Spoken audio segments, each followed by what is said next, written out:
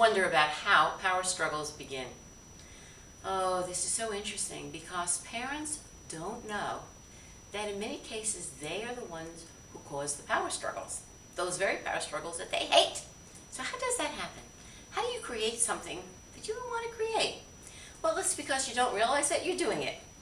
Here's the way power struggles usually begin. They happen sometime around 1 year or 2 years old.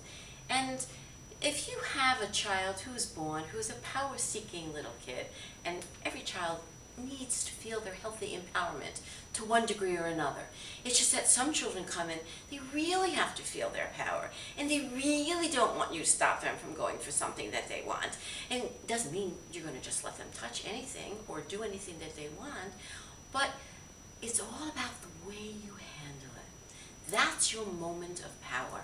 Whether you're going to create a struggle from power or you're going to roll with your child and let your child feel his sense of self-empowerment. And it never means, therefore, you give in and give the child what he wants. So it's always about how you handle it. So let's say you have a little kid who's walking around and notices your cell phone is on a low table. And that little one is thinking, whoa, that looks like a fun thing. Mommy plays with it. I want to play with it too. And your little kid starts going after that cell phone and you have to stop him.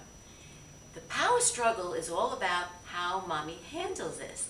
If you run over yelling with an angry face and a lot of anger coming out of your body and you say, stop that, give that to mommy, don't touch that, it's daddy's, you can't have it. You are declaring war on this little child and the little child feels it. And it doesn't matter if it's for his own good and it doesn't matter if you love him. It's the way the child perceives it. So the best thing that you can do not to start a power struggle is to come up next to the child with loving energy, because you're coming from a loving place, not from an angry place.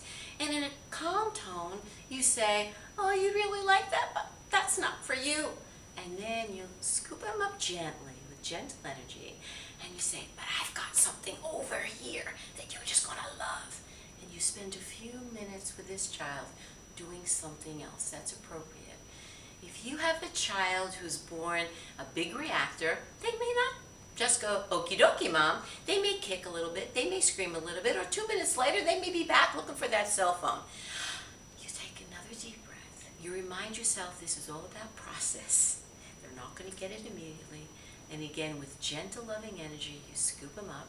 You move the cell phone someplace where he can't find it the next time, and you say, oh, what about this? And you go, you blow some bubbles, or you play with a puzzle. You do something that the child likes to do. Leave the angry energy behind, and you won't have power struggles. If I could give